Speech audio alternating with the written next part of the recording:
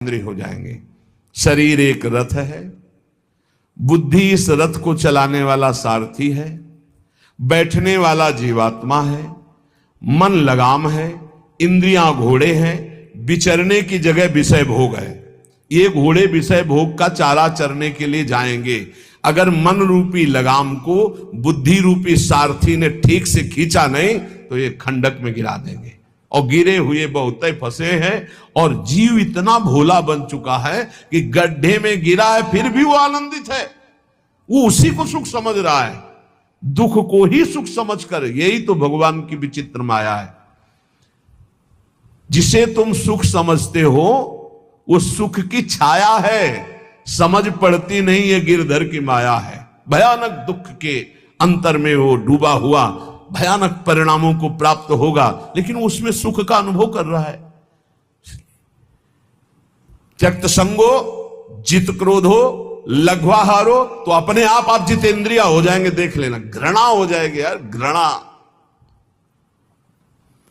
कौन सा ऐसा सुख है जो घृणा के योग्य ना हो? लौकिक बढ़िया से बढ़िया पदार्थ खाओ, तत्काल हम उसे वापस उलटते हैं, देखने लायक नहीं रह जाएगा।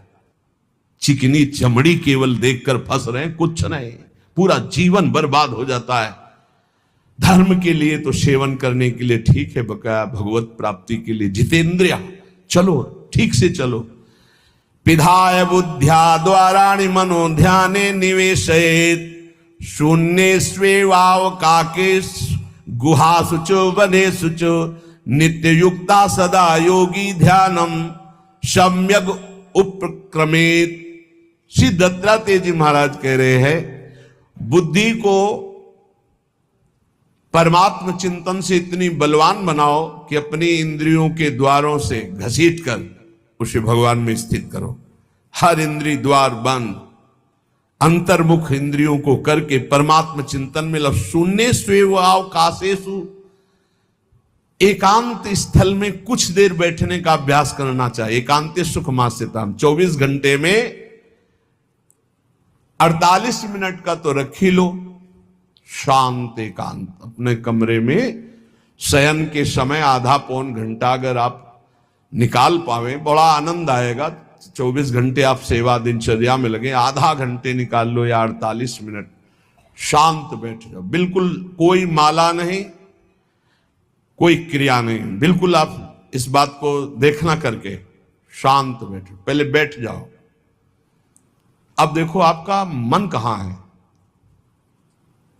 तत्काल देखिए। जो ही शांत बैठे, अब है कहां? जो सामने रूप आ रहा है, चाहे वो वस्तु हो, व्यक्ति हो, स्थान हो, उसमें तुम्हारी ममता है, उससे तुम्हारा संबंध है।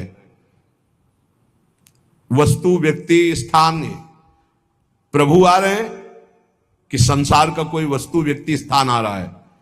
यदि कोई संसार का वस्तु, व्यक्ति, स्थान आ रहा है तो तत्काल उसमें भगवत भावना करो, या वहां से हटा के तत्काल अपने गुरुमंत्र में लगाओ। शांत एकदम बैठो। अब उस समय जांच करो कितनी बार किसका रूप आया। प्रभु का कितनी बार आया, संसार, और जिसका जितनी बार आए उससे अधिक नंबर देखिए कि 5 बार तो उस पुरुष का आया, 5 बार उस स्त्री का आया, और एको बार प्रियाजू का नहीं आया। इसका मतलब अभी प्रियाजू में हमारा मन नहीं लगा, अभी यहां स्त्री पुरुष में, वस्तु में, व्यक्ति में, स्थान में लगा। जांच करो और हृदय में पश्चाताप करो। धिक्कार है, इतना समय हो गया, एक बार भी प्रियालाल का रूप नहीं आया। यही सांसारिक रूप आ रहे हैं, ये सांसारिक वस्तुएं आ रही। धिक्कार है हमारे मन को, धिक्कार है हमारे जीवन को। ये हम आपको आंतरिक बात कह रहे हैं। पूज्य भाई जी महाराज, जिस समय मन को धिक्कार दिया जाता है, जलन होती है। जब जलन होती है तो निर्मल होता है, निर्मल होता है, निष्पाप होता है, मल भस्म होता है। जो ताप अंदर मन में होता है प्रायश्चित का, उससे। अब बार बार सामने आपको जो गुरुमंत्र मिला है उसको लिखिए। कोई माला नहीं, बहुत आराम से, कोई जल्दीबाजी नहीं। 1 मिनट में 1 बार लिखेंगे। यहां कोई संख्या हम नहीं बोल रहे, यहां कोई आपको नहीं कि 108 बार करना है कि 50 बार करना, 5 बार करो केवल। हम कह रहे 5 बार आराम से लिख रहे हैं। शांत बैठे, खूब आराम से बढ़िया रा बहुत बढ़िया, धा, राधा, राधा, राधा, रात। आप देख लीजिए, अब ये भाग जहां रहा है, पकड़ो कहां भाग के जा रहा है। इस वस्तु से क्या संबंध है, इस व्यक्ति से क्या संबंध है, कितनी बार इसको छुआ है, देखा है, भोगा है, मिले हैं, सूंघा है, कितनी जन्मों में। धिक्कार तुझे मन, जो तू राधा नाम को छोड़कर, प्रियाजू के इस अमृत में नाम को छोड़कर भाग रहा है, फिर उसे लाओ नाम में, फिर लाओ नाम में। आप देखिएगा एक दिन उसी रा और धा के बीच में प्यारी जो और प्यारे जो मुस्कुराते दिखाई देंगे। देख लेना, एक समय 24 घंटे में ऐसा निकालो जिस समय आप अपनी अंतःकरण की वृत्ति को बार बार बाहर जाते हुए घसीट कर अंतर में लगाओ। हर समय साधन में लगे हो, लेकिन एक समय इतना साधन कर, जो गृहस्थी में हम कह रहे 10 मिनट शुरू करो भाई, 10 मिनट से 10 मिनट शांत होकर बैठ जाओ। 10 मिनट बैठने में क्या परेशानी, उस समय जांच करो, जहां जहां मन जाए वहां से हटाकर नाम में लगाओ। बार बार सुंदर स्वर्णिम अक्षरों से नाम लिख रहे, रंग बिरंगे अक्षरों से, रा और रंग से, बड़ी आ की मात्रा और रंग से, धा और रंग से, बड़ी आ की मात्रा और रंग से, ऊपर के ऐसे खेलो, मन को खिलाओ, राधा नाम में खिलाओ, डुबाओ इसमें। आप देख लेना, हमारी बात को समझ लो। केवल ये वो बात कह रहे हैं जो आपको प्रियाजू के रूप के ध्यान में डुबो देगी। यही राधा नाम रूप प्रकाशित करेगा। तेरो रूप कहत नहीं आवे, श्री हरिवंश कछुक जस गावे, वो रूप ये प्रकाशित कर देगा। तो कह रहे शून्य स्वेवाव काशेषु, एकांत स्थान में जहां आपको विक्षेप न पड़े।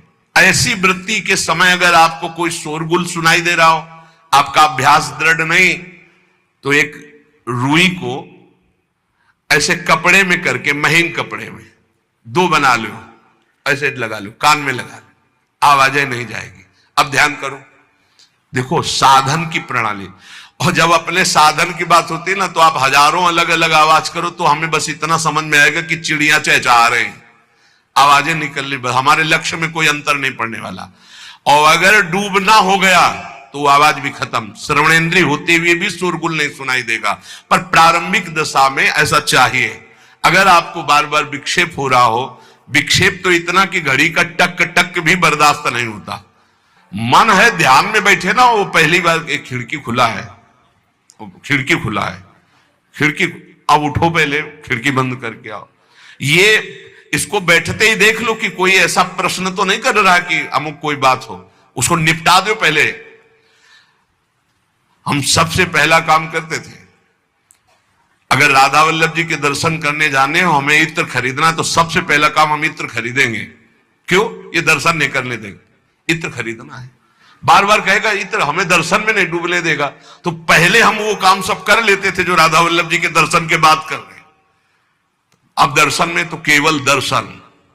ऐसे ही जब हम ये जो 20 मिनट, 30 मिनट, 40 मिनट समय की बात करें, इसमें जब आपको समय देना हो तो कृपया मन के लिए कोई काम मत छोड़ना, वो बिल्कुल फुर्सत वाला। इसीलिए हम कह रहे हैं सोने जाने के समय कि अब हम शयन करने जा रहे हैं, उस समय आप समय दीजिए। और अगर ये पहले ही बार में कह दे कि अमुक अमुक अमुक, तो तुरंत सुधार दीजिए, नहीं पूरे ध्यान में वही चलाएगा। वो बहुत बहुत ही विघ्नकारी रहता है जब तक निर्मल नहीं हो जाता। और जिस समय नाम पकड़ने लगता है, ऐसा आनंद आता है कि केवल रोने का मन करता है। आप इसको करिएगा जरूर, एकांत स्थल पे करिएगा। और जब ये करने करे तो कान में श्रवण होता रहता है शोरगुल। तो ये हमने किया है प्रारंभ में, रुई में ऐसे, और एक महीन कपड़ा का बना के ऊपर कपड़ा से ऐसे, और ऐसे खूब ठास के भर ले, अब आवाज ले जाएगी। अब अंदर राधा राधा राधा, आनंद आएगा। ये प्रारंभिक है, ये आगे चल के इनकी जरूरत नहीं पड़ती अंतर्मुख होने पर। तो एकांत स्थल में जब इस तरह से साधना की जाती है तो उपासक का चित्त भगवदाकार होने लगता है। कह रहे वही सच्चा सन्यासी है। वाग्दंड कर्मदंडश्च मनोदंडश्च ते त्रयः, यस्यैते नियता दंडा सत्यदंडी महायतिः। श्री दत्तात्रेय जी महाराज कह रहे हैं वाग्दंड, जिसने वाणी को, वाग्दंड मौन में स्थित कर दिया। वाग्दंड ये प्रपंच की वार्ता नहीं बोलनी, भगवद वार्ता केवल बोलनी। वाणी को दंडित करो, ये बहुत चटर चटर प्रपंच की बातें करती, नाम जपने में इसको थकान लगती है, प्रपंच की बातें करने में नहीं। इसलिए इसको मौन के द्वारा वाणी को शासन में रखो, या तो भगवत चर्चा या मौन।